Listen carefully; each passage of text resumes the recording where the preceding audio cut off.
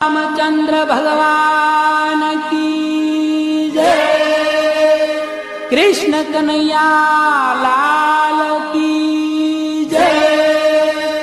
रामदेव जी महाराज की जय। ओम नमः पार्वती पते हर हर महादेव।